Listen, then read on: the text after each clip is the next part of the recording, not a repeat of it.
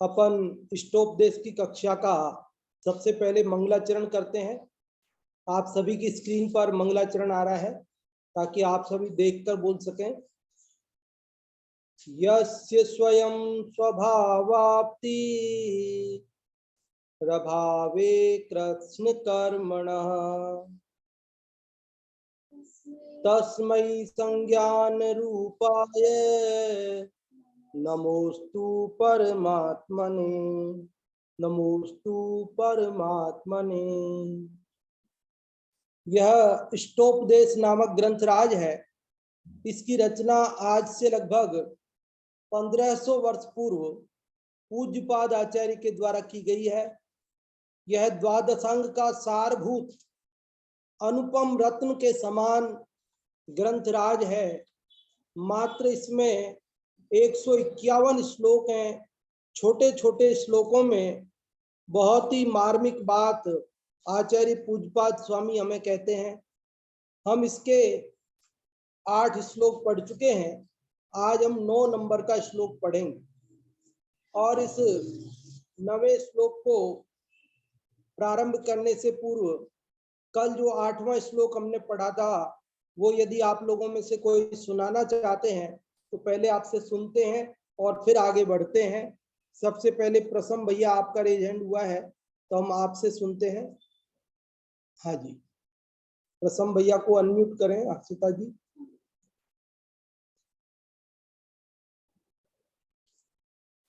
जय जिनेन्द्र। जय जिनेन्द्र। वपुर्गृहं धनं दारा पुत्रा मित्राणि शत्रवः सर्वथान्यस्वभावानि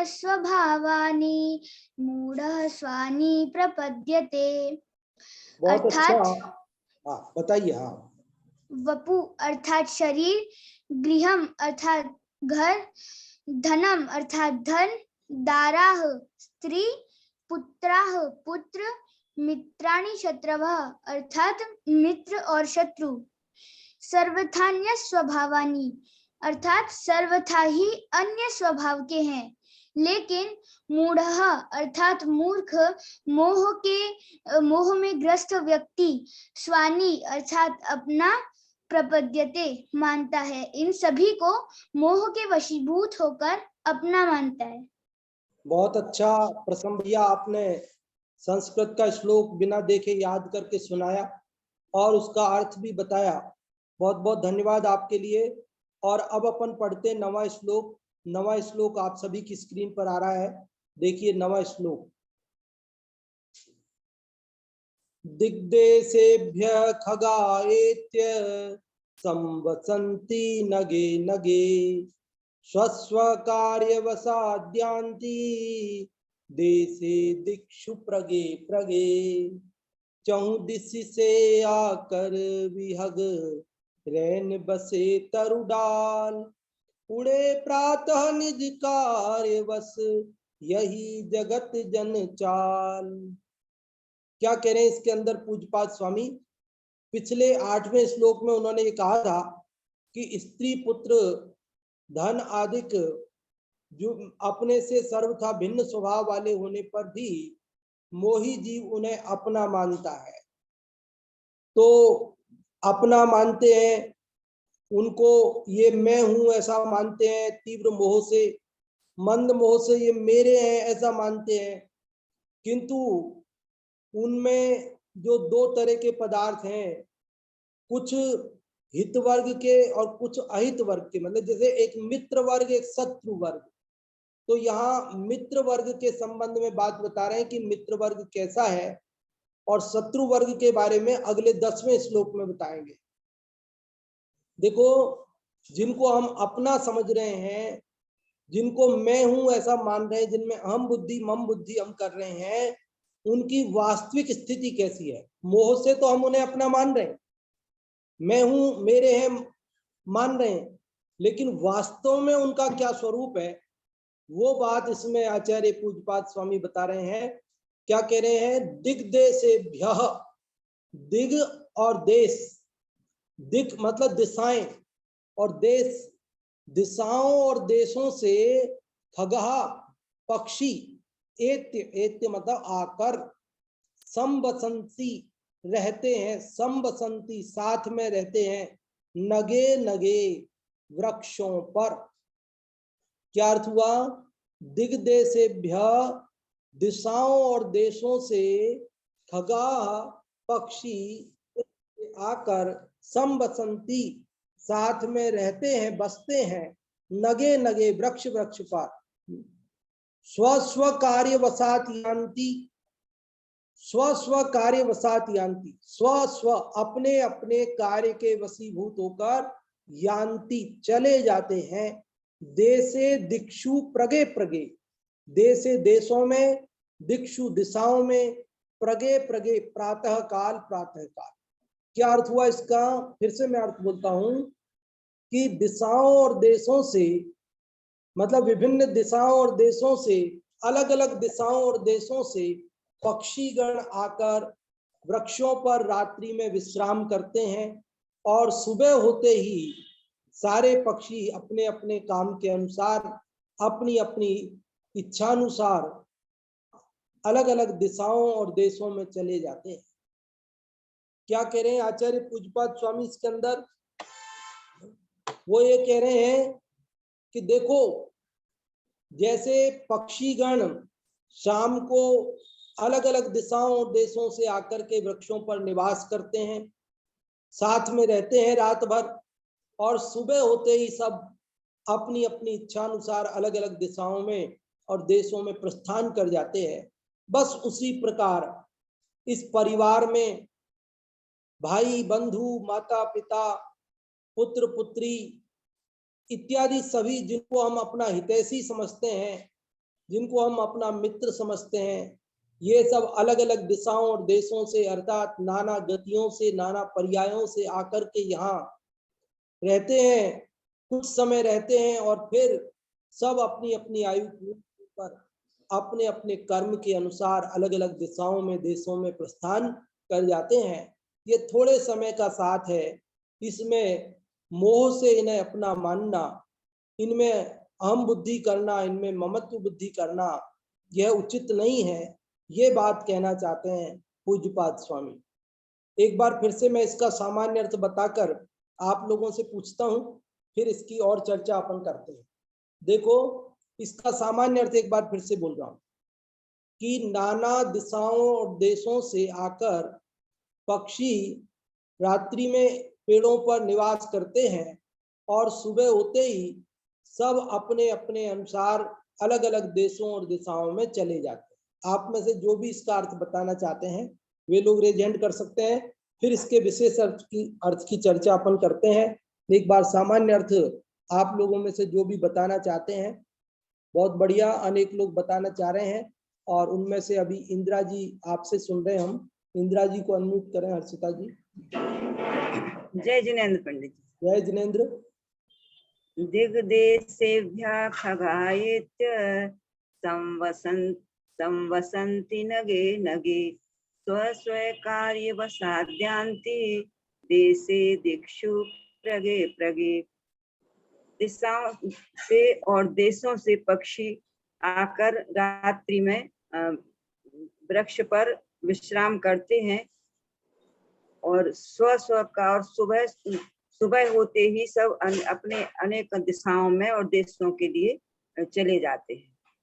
बहुत अच्छा आपने अर्थ बताया इसका, बहुत बहुत धन्यवाद। अब देखिए इसमें क्या कह रहे हैं पूज्यपाद स्वामी कि दिग्देशेभ्य खगायेत्य। दिग दिशा, दिशा किसको कहते हैं? चार दिशाएं सामान्य रूप से बचपन में हमने स्कूलों में पढ़ी है, पूर्व पश्चिम उत्तर और दक्षिण। इन्हीं को अंग्रेजी में है ना ईस्ट वेस्ट नॉर्थ और साउथ बोलते हैं। NEWS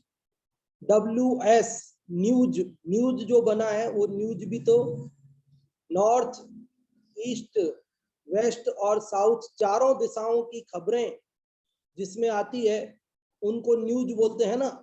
तो दिक, दिक अर्थात दिशा, दिशा चार दिशाएं मुख्य रूप से पूर्व पश्चिम उत्तर दक्षिण जगत में प्रसिद्ध है, और वास्तुशास्त्र में 8 दिशाओं की चर्चा आती है। जब भवन आदि का निर्माण करते हैं, मंदिर आदि का निर्माण करते हैं, तो वहां पर कहते हैं इन 4 दिशाओं के अलावा 4 दिशाओं की और बात करते हैं। पूर्व और क्या हुआ, पूर्व और दक्षिण दिशा का जो कोना है उसको ईशान कोण बोलते हैं, है ना? ठीक बोल रहा हूं मैं कि गलती हो रही है? पूर्व और उत्तर, पूर्व और उत्तर का जो कोना है उसे ईशान कोण बोलते हैं, ईशान दिशा बोलते हैं। और उत्तर और पश्चिम के बीच का कोना कोना वायव्य कोण कहलाता है, वायव्य दिशा कहलाती है। इसके बाद पश्चिम और दक्षिण के वाला कोना नैऋत्य दिशा कहलाती है, और दक्षिण और पूर्व वाला कोना आग्नेय दिशा कहलाती है। ऐसे 8 दिशाओं की चर्चा आती है, और 10 दिशाओं की चर्चा भी आती है। छेडाला में अपन जब दिग्व्रतों की बात करते हैं, है ना, तो 10 दिश गमन प्रमाण ठान तसु सीम न नाखे। 10 दिशाओं में गमन आगमन की सीमाओं को बांध करके और फिर जीवन पर्यंत उनका उल्लंघन नहीं करना, उसमें दिग्व्रत, वो दिग्व्रत कहलाता है। तो वह 2 दिशाएं और बढ़ जाती है, एक ऊर्ध्व ऊपर और एक अधो नीचे। ये 4 तो पूर्व पश्चिम उत्तर दक्षिण, 4 ये हो गई आपकी नैऋत्य ईशान वायव्य आग्नेय, 8 और एक ऊपर और एक नीचे, इस प्रकार से 10 दिशाएं। तो इन 10 दिशाओं में से कोई जीव कहीं से आता है, कोई कहीं से, कोई ऊपर से आया स्वर्गों से आया, कोई नीचे से आया नरकों से आया, कोई पूरब से आया, कोई पश्चिम से, कोई उत्तर से, कोई दक्षिण से, सब घूमते हुए आए हैं। एक परिवार में जो लोग इकट्ठे हो गए हैं, ये सब अलग अलग दिशाओं से। और देश किसको कहते हैं? दिशाओं के एक भाग को देश कहते हैं। यहाँ पंडित आशाधर जी ने संस्कृत टीका करते हुए दिशा की परिभाषा ऐसी बनाई, देश की परिभाषा, देशस्तथैक देशो। क्या लिखा उन्होंने? पूर्वादयो दिशम, पूर्वादि तो दिशाएं हैं, देशस्तथैक देशो, और देश उनके एक देश को कहते हैं। एक देश मतलब एक हिस्सा। जैसे पूर्व की विस्तृत है, पूर्व में से कोई एक हिस्से को ले लिया है, तो उन्होंने उदाहरण दिया अंग बंग आदि जो देश कहलाते हैं, जैसे भारत, पाकिस्तान, अमेरिका, चीन, रूस, ये सब देश कहलाते हैं। तो ऐसे देशों से और दिशाओं से पक्षीगण आते हैं, और रात में रात्रि विश्राम करते हैं एक ही पेड़ पर एक साथ। नग, नग का अर्थ लोग पर्वत भी आता है कई जगह पर, नग का अर्थ पर्वत। नग का अर्थ वैसे क्या है कि न गच्छति इति नगः, न मतलब नहीं, गच्छति अर्थात जाता चलता, जो एक जगह से दूसरी जगह नहीं जाता है उसको नग कहते हैं। पर्वत भी नहीं जाता है तो पर्वत भी नग है, और पेड़ भी नहीं जाता है, पेड़ भी एक जगह खड़ा रहता है, इसलिए पेड़ भी नग है। यहाँ पेड़ के अर्थ में आया। नगे नगे मतलब वृक्ष, वृक्ष पर, हर वृक्ष पर आकर के पक्षी विश्राम करते हैं, और स्व स्व कार्य वसात यान्ति देशे दिक्षु प्रगे प्रगे। प्रगे प्रगे मतलब प्रातः काल, प्रातः काल। देखो प्रातः काल कहकर के उन्होंने इसमें एक और मर्म भर दिया। क्या मर्म भर दिया? शाम को तो आए हैं, रात बिताई साथ में, और सुबह होते ही चले गए। सुबह होते ही चले गए, सुबह होते ही चले गए मतलब यह है बहुत जल्दी चले जाते। सुबह होते ही चले जाना मतलब बहुत जल्दी चले जाना, कि शाम को तो आया व्यक्ति, अब रात को तो मजबूरी है ना, जाए कैसे, साधन नहीं। आज का जमाना थोड़ी था पहले कि रात्रि में भी ट्रेनें चल रही, रात्रि में भी बसें चल रही है। पहले तो सारे आवागमन के साधन जो भी होते थे, बैलगाड़ी, ऊंट गाड़ी वगैरह, वो सब आकर के शाम को, क्योंकि रात्रि में गमन करते नहीं थे। एक तो हिंसा बहुत होती है इसलिए भी नहीं करते थे, एक रात्रि में दिखता नहीं क्योंकि लाइट वगैरह का आविष्कार नहीं था, और रात्रि में चोरों आदि का भी, डाकुओं के लूट लेने आदि का भी भय होता था। रात्रि में ऐसी पक्की सड़कें नहीं थी, कच्चे रास्ते, जंगलों में होके निकलना पड़ता था, तो जंगली जानवरों का भी डर होता था। तो पहले कोई भी व्यक्ति जाता था, कहीं भी जाता था, तो शाम होते ही विश्राम कर लेते थे। बैलगाड़ी, ऊंटगाड़ी, वो भी जानवर बेचारा दिन भर चल के थक जाता, तो जानवर को भी रात्रि को आराम देना होता था। पहले तो गाड़ियां भी मुझे मालूम है कि उनको थोड़ा चलाने पर वो गर्म हो जाता था इंजन उनका, तो उनको भी थोड़ी देर बाद एक रोकना पड़ता था, उनका इंजन ठंडा करना पड़ता था। और अब आविष्कार विज्ञान का ऐसा हुआ है कि वो कंटिन्यू चलती रहती है गाड़ियां, और हम लोग रात और दिन चलते रहते हैं। वास्तव में मतलब रात्रि में रुके हैं वो मजबूरी है, यूं समझो आप। पहले समय की बात करो आप, जब साधन ही नहीं, क्या करो, शाम पड़ गई तो वहां रुक गए, और सुबह हुई पहली गाड़ी से चल दिए, तो पहली गाड़ी से चल दिए मतलब काहे के साथ में रहे, ये तो मजबूरी में थोड़ा सा टाइम पास किया है। बस इसी प्रकार परिवार में, मित्रों में, हम लोग रिश्तेदारों में जो रहते हैं, ये सब कैसे हैं, इन पक्षियों के समान आकर के ठहर गए हैं, जो रात बिताने के लिए ठहरे हैं, सुबह पहली गाड़ी से निकल जाने वाले सब। तो इसलिए, और कैसे चले जाते हैं, देशे दिक्षु, देशे दिक्षु मतलब देशों में और दिशाओं में। तो कौन से देश और कौन से दिशाओं में चले जाते हैं, कि जिन दिशाओं और जिन देशों से आए थे उन्हीं दिशाओं और उन्हीं देशों में जाते हैं क्या? तो कहते ऐसा कोई नियम नहीं है। कोई किस दिशा से आया था जरूरी नहीं उसी दिशा में जाए, उसमें भी जा सकता है, अन्य में भी जा सकता है। जो जिस देश से आया था उसी देश को वापस चला जाए, अथवा अन्य देश को भी चला जाए। ये वस्तु का स्वरूप ऐसा है कि जो, जैसे एक होटल में, आजकल होटलें होती है, उनमें आकर के अनेक यात्री शाम को विश्राम करते हैं, कमरा ले लेते हैं, और सुबह होते ही सब उस होटल को छोड़ करके और चले जाते हैं।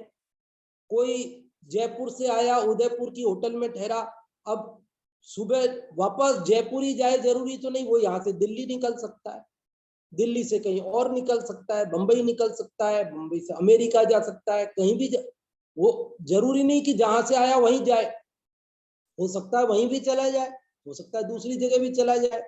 इसी प्रकार जिस गति से आए उसी गति में जाएंगे, ये कोई जरूरी नहीं है। जिस पर्याय से आए उसी में जाएंगे, ये कोई, कहीं भी जाते हैं, कोई भी। तो क्यों जाते हैं, क्यों जाते हैं, जाते क्यों हैं? तो कह रहे स्व स्व कार्य वसात, अपने अपने कार्य के वशीभूत होकर। देखो, उससे पूछो कि भाई तुम जयपुर से आए दिल्ली क्यों जा रहे हो, कि नहीं मेरे दिल्ली में इंटरव्यू देने जाना है। अच्छा, तो फिर दूसरे से पूछा तुम बंबई क्यों जा रहे हो, बोले हमें बंबई में व्यापार के सिलसिले में जाना है। तो सबको अपने अपने काम लगे हुए, उन कामों के पराधीन है, इसलिए जाते हैं। तो हम एक गति से दूसरी गति में, एक पर्याय से दूसरी पर्याय में क्यों जाते हैं? कहते हम भी अपने कर्म के परवश हैं।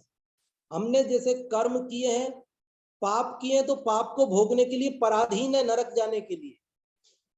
और पुण्य किए हैं तो पुण्यों को भोगने के लिए, स्वर्ग जाने के लिए भी हम पराधीन हैं। समझ में आती है बात? क्या समझ में आती है बात? क्यों जा रहे हैं, क्यों आ रहे हैं? क्योंकि हम अपने कर्म का फल भोगने के लिए पराधीन है, स्वाधीन नहीं है। हमने पाप किया और मैं भोगूं या नहीं भोगूं मेरी मर्जी, के बोले नहीं नहीं तुम्हारी मर्जी नहीं चलेगी।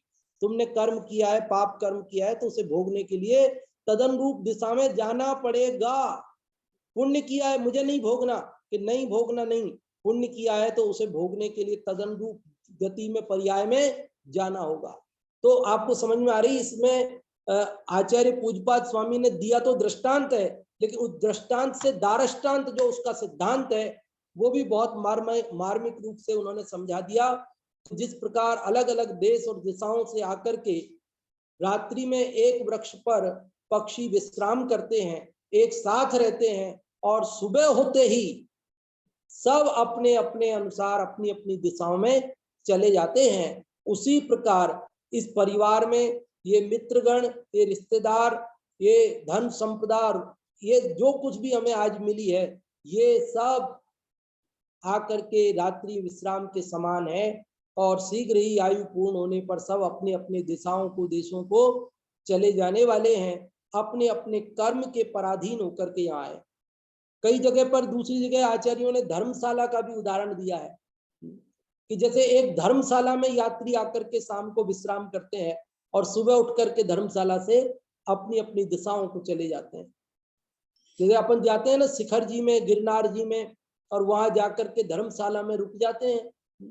कोई 13 पंथी कोठी में, कोई 20 पंथी कोठी में, कोई श्वेतांबर धर्मशाला में, कोई दिगंबर धर्मशाला में जाकर के रुक गए और फिर वहां एक दूसरे से बोलते हैं, जय जिनेंद्र साहब करते हैं, और फिर बाद में क्या होता है, 2 दिन बाद सब अपनी अपनी देश दिशाओं को प्रस्थान कर जाते हैं। अलग अलग देश दिशाओं से आए हैं और अलग अलग देश दिशाओं को प्रस्थान कर जाते हैं। तो आचार्य देव ये कह रहे हैं कि ये तो है वस्तु स्थिति कि सब अपने अपने अनुसार आए हैं और अपने अनुसार जाते हैं, और हमारी स्थिति क्या हो रही है कि हम मोह से इनको अपना मान रहे हैं। पंडित टोडरमल जी ने इसके लिए मोक्ष मार्ग प्रकाशक में दृष्टांत दिया कि जैसे एक पेड़ के नीचे छाया में एक पागल व्यक्ति बैठा था। कौन बैठा था? एक पेड़ के नीचे छाया में एक पागल व्यक्ति बैठा था। वहां थोड़ी देर बाद एक कार आकर रुकी। उसमें से 2 गोरे भूरे बच्चे और उनके माता पिता निकले, वे भी वहां आकर के बैठ गए। तो वो खुश हो गया, मेरे 2 प्यारे प्यारे बच्चे हैं, मेरे ये 2 भाई बहन आ गए हैं। फिर थोड़ी देर बाद एक वहां गाय आकर के पेड़ की छाया में रुक गई। ओ वाह, मेरे पास गाय भी आ गई, मेरी गाय है। थोड़ी देर बाद एक बाइक वाला युवक आके रुक गया, तो अरे वाह, मेरे पास बाइक भी आ गई, ये एक और भाई आ गया मेरा। और थोड़ी देर बाद क्या होता है कि वो कार वाले कार में बैठ के चल दिए। अब वो रोता है, हाय राम, मैं तो लुट गया, पिट गया, मैं बर्बाद हो गया, मेरे बच्चे चले गए, मेरी गाड़ी चली गई, कोई रोको इनको, कोई रोको, कोई पकड़ो, कोई रोको इनको, जाने मत दो, मैं नहीं जाने दूंगा। लेकिन आखिरकार वे रुकते नहीं है। बस यही दशा हमारी है। परिवार में एक बालक का जन्म होता है, हम खुशियां मनाते हैं, हमारा परिवार बढ़ गया, और फिर आयु पूर्ण होने पर किसी का देहांत हो जाता है। हम कहते नहीं, ऐसे कैसे हो गया, ये कैसे चले गया, नहीं जाने दूंगा, डॉक्टर साहब बचा लो, कुछ भी हो जाए, कितने भी पैसे लग जाए, इनको जाने मत दो। लेकिन वस्तु स्थिति क्या है? क्या हम किसी को रोक पाते हैं? नहीं रोक पाते हैं। तो फिर मोह करना व्यर्थ है। बस यही बात इसमें कहना चाहते हैं। मोही जीव पराये पदार्थों को अपना मानता है, और पराये पदार्थ सब अपने अनुसार आते हैं, अपने अनुसार जाते हैं। इसलिए बंधुओं, इनमें अहम बुद्धि और ममत्व बुद्धि मत करो, इन्हें अपना मत जानो। ये मैं हूं, ये मेरे हैं, ऐसा मानकर दुखी सुखी अनुभव मत करो। यह बात आचार्य पूज्यपाद स्वामी कहना चाहते हैं। देखो यहाँ ऐसा कहते हैं, देखो 2 तरह से मानते हैं, ये मैं हूं, शरीर मैं हूं, शरीर मेरा है, ये परिवार मैं हूं, ये परिवार मेरा है, ऐसा मानता है। तो वो कह रहे हैं कि देखो, अगर तू है शरीर, शरीर मैं हूं माना ना मैंने, तो शरीर यदि मैं हूं तो मैं तो शाश्वत रहा और शरीर विनश गया। ये कैसे हुआ? जब मैं हूं तो मैं शाश्वत हूं, तो शरीर को भी शाश्वत रहना चाहिए। शरीर बदल गया और मैं वही का वही रह गया, इसका मतलब शरीर में नहीं हूं। और यदि ये मेरे हैं, ये शरीर, ये स्त्री पुत्र आदि मेरे हैं, धन गाड़ी आदि मेरे हैं, तो मेरे प्रयोग बिना कैसे चले जाते हैं? मेरे भेजे बिना कैसे चले गए? अरे दादाजी मेरे हैं, पिताजी मेरे हैं, भाई मेरा है, पत्नी मेरी है, बच्चे मेरे हैं, तो मैं भेजूं तब जाना चाहिए ना, मैं ना भेजूं तो नहीं जाना चाहिए। लेकिन मैं तो भेजता नहीं और ये चले जाते हैं। इससे क्या सिद्ध होता है कि वास्तव में ये मेरे नहीं है। अगर मेरे हो तो मेरे भेजने पे जाना चाहिए, मैं नहीं भेजूं तो नहीं जाना चाहिए। लेकिन मेरे बिना भेजे ही चले जाते हैं, मेरे रोकने पे नहीं रुकते हैं। इससे सिद्ध हुआ कि वास्तव में ये मेरे नहीं है। बात समझ में आती है? कठिन लगती है क्या? हम कहा? जहां हमारा उपयोग, हम कैसे? जैसे हमारे भाव, अशुभ में जाना नहीं, शुभ में अटकना नहीं, और शुद्ध से भटकना। देखो अनादि से हो यही रहा है, जो अपने नहीं है उनको अपना मानकर मोह में नाच रहे हैं। आचार्य पूज्यपाद स्वामी कह रहे, भैया इन पदार्थों की वस्तु स्थिति तो समझो, जिनको तुम अपना मान रहे हो ये तुम्हारे कब हुए? तुम यहाँ जन्म लिए उससे पहले से ये थे, तुम जाओगे उससे पहले ये चले जाने वाले हैं, अथवा ये रह जाएंगे तुम चले जाओगे। वास्तव में ये तुम्हारे हो तो तुम्हारे साथ आने चाहिए और तुम्हारे साथ जाने चाहिए, लेकिन ना कोई साथ आता है ना कोई साथ जाता है। हम वैसे ही मोह में नाचते हैं, ए मेरा ए मेरा ए मेरा, मेरा मेरा मेरा मेरा करते हैं। कौन मेरा है बताओ?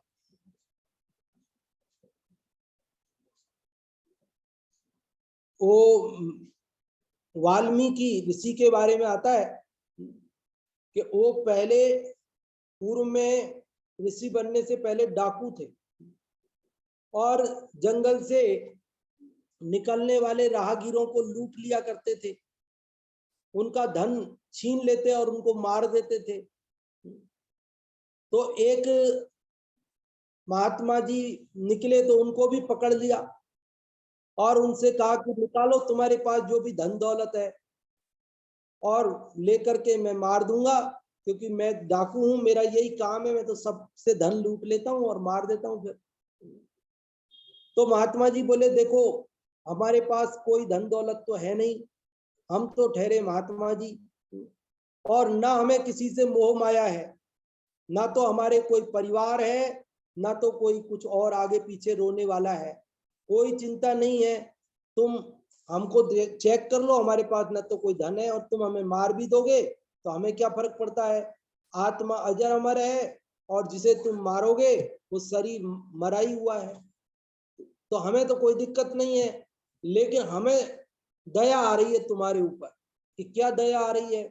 कि दया ये आ रही है कि तुम इस प्रकार पाप करते हो, राहगीरों को लूट लेते हो, उनका धन लूट लेते हो, उनके प्राण हर लेते हो, उनको मार डालते हो, तो वे लोग के मारने से तुम्हें जो पाप लगता है, जो हिंसा होती है, उसका फल तुम्हें नरकों में अकेले भोगना पड़ेगा। तुमने कभी ये सोचा है?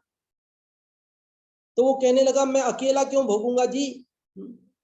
मैं जो धन लूटता हूं वो कोई मैं अकेला थोड़ी खाता हूं, मेरी पत्नी भी खाती है, मेरे बच्चे भी खाते हैं, मेरे माता पिता भी खाते हैं, मेरा पूरा परिवार खाता है। तो अगर आप कहते हो कि इसका फल पाप भोगना पड़ेगा, तो हम पाप भी मिल बांट के भोगेंगे। जब मैं जो धन लूटता हूं उसे हम मिल बांट के खाते हैं, तो इसका यदि पाप का फल भोगना पड़ेगा तो वो भी हम पत्नी बच्चे माता पिता सब बांट करके भोगेंगे। महात्मा जी ने कहा, देखो पहली बात तो वस्तु की स्थिति ऐसी नहीं है कि कोई बांट सके, जो करता है उसे ही भोगना पड़ता है। फिर भी यदि तुम्हें ऐसा लगता है कि बांट करके भोग लोगे, तो तुम पहले एक बार माता पिता भाई बहन पत्नी बच्चों से पूछ तो लो कि क्या वे इस पाप का फल भोगने के लिए, बटाने के लिए तैयार हैं कि नहीं है। तो उसने कहा, इसमें पूछने वाली क्या बात है? जब मेरा कमाया हुआ लूटा हुआ धन सब मिल बांट कर खाते हैं, तो फिर पाप का फल भी मिल बांट कर भोगेंगे। कि बोले नहीं, एक बार तुम पूछ के आ जाओ। तो वो डाकू बोला, अच्छा तुम मुझे ही बेवकूफ बनाना चाहते हो, मैं जाऊं पूछने और तुम इधर से भाग जाओ? ऐसा बेवकूफ किसी और को समझना, मैं इतना बेवकूफ नहीं।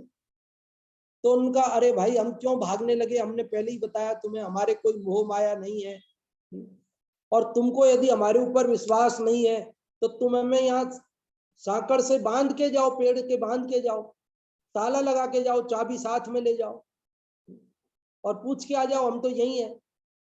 तो वो उन्हें अच्छे से वहां बांध करके घर पे गया पूछने के लिए।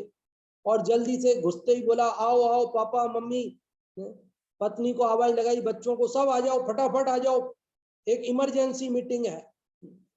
तो उनका क्या बात है, हल्ला क्यों मचा दिया आते ही? तो बोले जल्दी आओ जल्दी आओ। कि बोले क्या बात क्या है? बोले बैठो, सब लोग बैठ गए।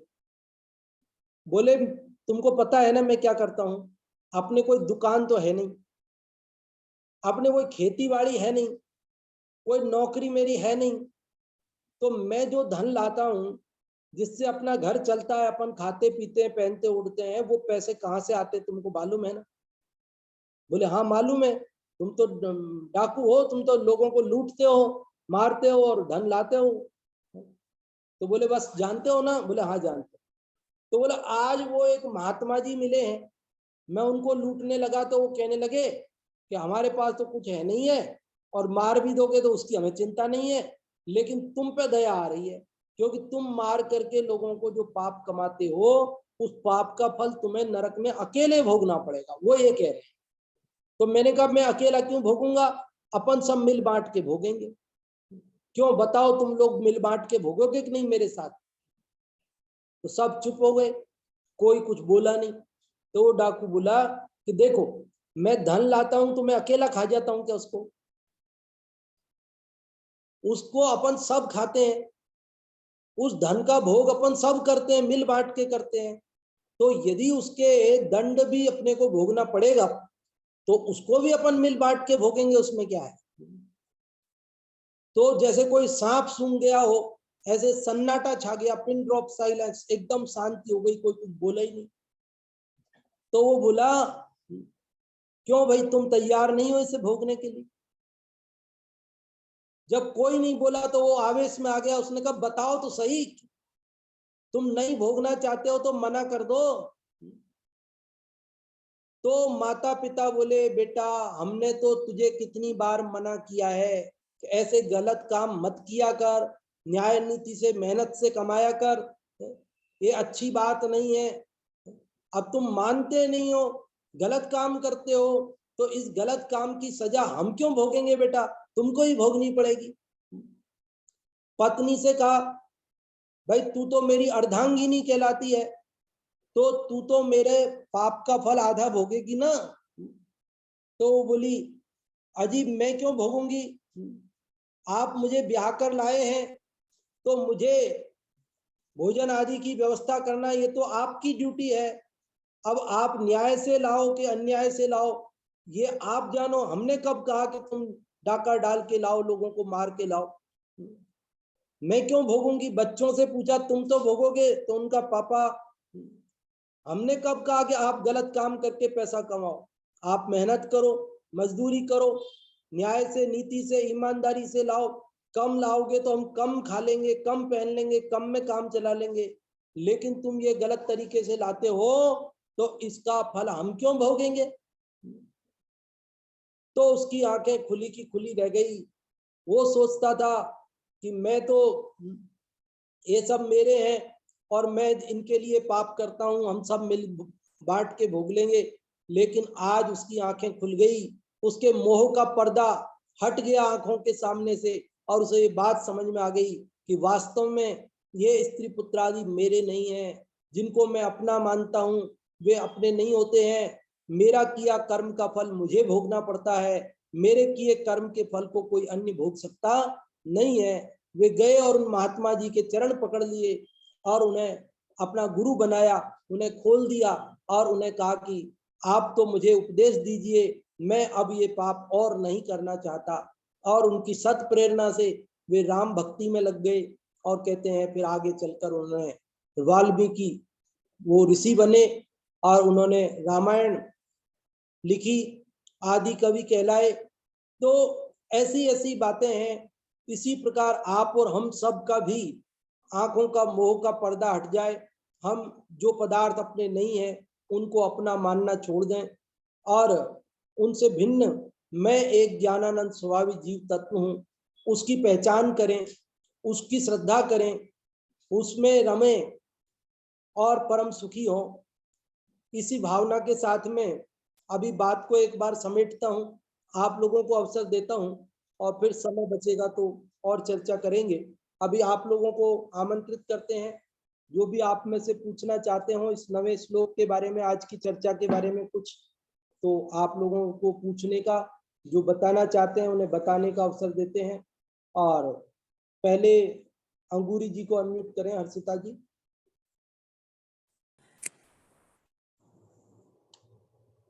जय जिनेन्द्र पंडित जी। जय जिनेन्द्र। पहले श्लोक का अर्थ बताती हूँ।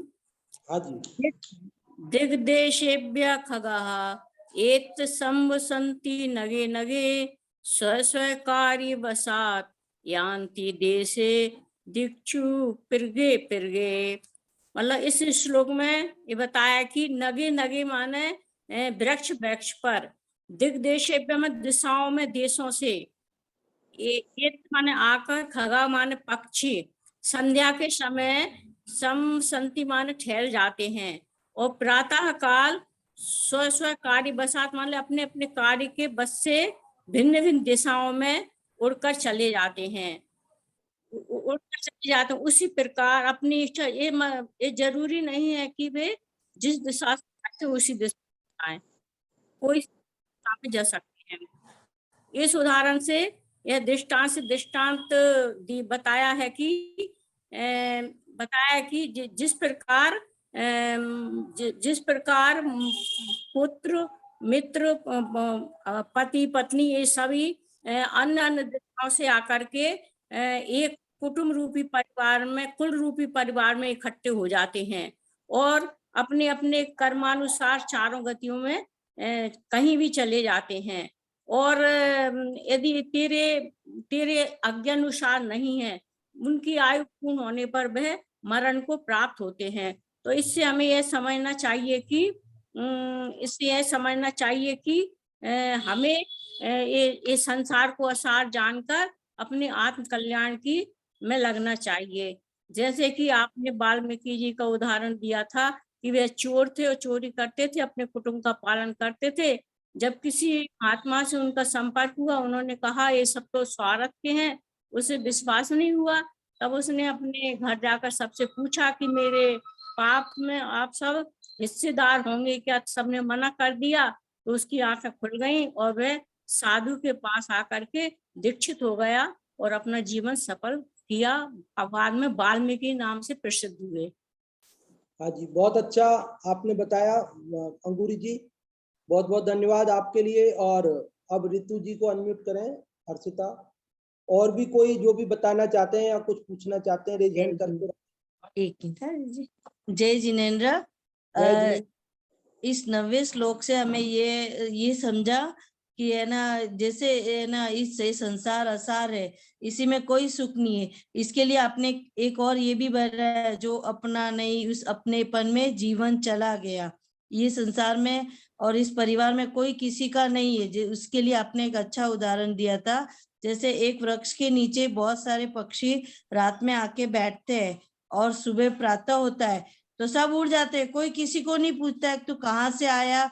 उसी प्रकार इस परिवार में माता पिता, बेटा बेटी, पति सब आके मिलते हैं और अपनी अपनी आयु पूर्ण हो जाती है और वो यहाँ से चले जाते हैं। इससे ये शिक्षा लेनी चाहिए, संसार असार है, कोई किसी का नहीं है, अपना कल्याण अपने में ही होता है और अपने को जैसा हो सके धर्म मार्ग में लगना चाहिए।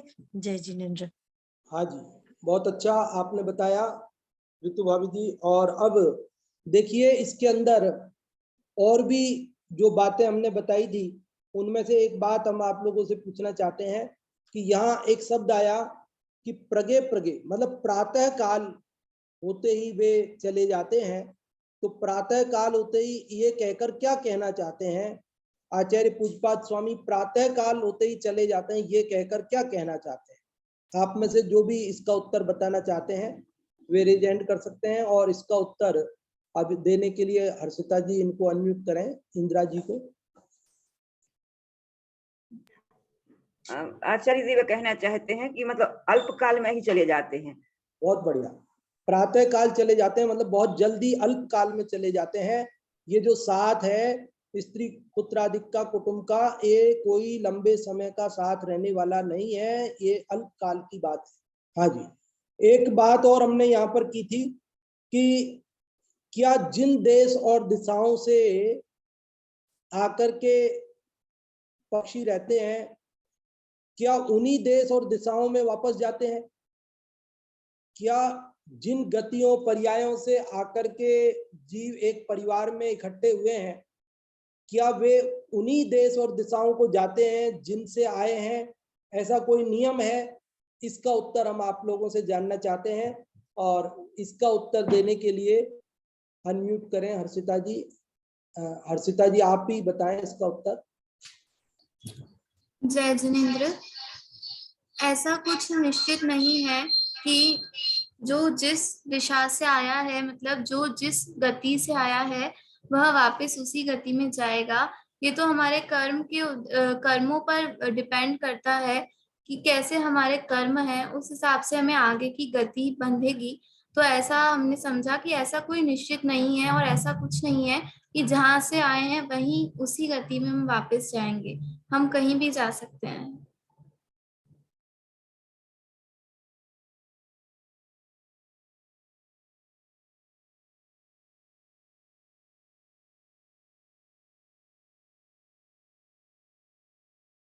हाँ जी, बहुत अच्छा हर्षिता जी, आपने इसका उत्तर बताया कि जाना कोई निश्चित नहीं है कि उन्हीं देश और दिशाओं में जाएं जिनसे हम आए हैं।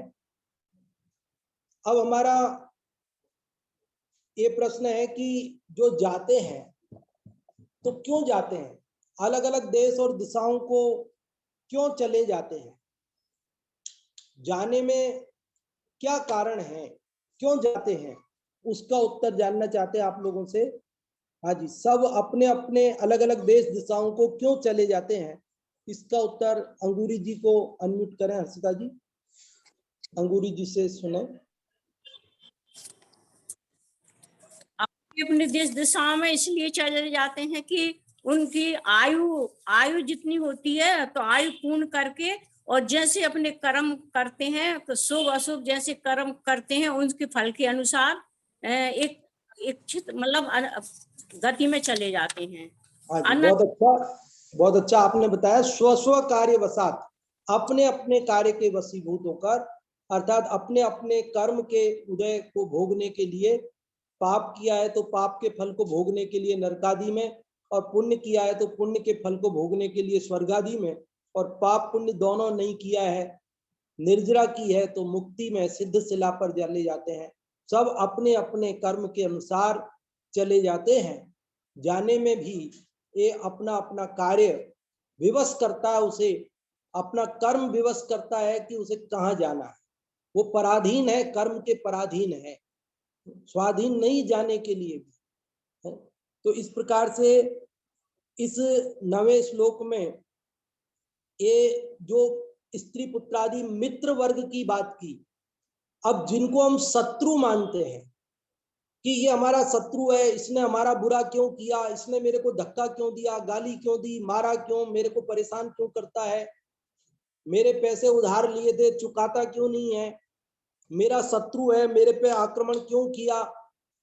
अब उसके बारे में बात करेंगे अगले श्लोक में, 10वें श्लोक में। पूज्यपाद स्वामी, जिनको हम अपना मानते हैं ना, शत्रु मित्र आदि, तो उनमें से मित्रों को अपना मानते हैं, उनके बारे में तो बात की आज इस 9वें श्लोक में कि वे हमारे नहीं हैं। और अब शत्रुओं के बारे में बात करेंगे 10वें श्लोक में कि जिनको हम शत्रु मानते हैं, क्या वास्तव में वे हमारे शत्रु हैं, क्यों शत्रु मानते हैं, क्या स्थिति है शत्रुओं की, वो बात अगले श्लोक में करेंगे। वो बात अपन कल सुनेंगे। और अभी दूसरी कक्षा जो नाटक समयसार जी की सुंदर चलती है, उसके लिए कोटा से पंडित जी जय कुमार जी साहब को आमंत्रित करते हैं। पंडित साहब पधारें और नाटक समयसार जी की सुंदर कक्षा आपकी चलती है, उसे प्रारंभ करावें।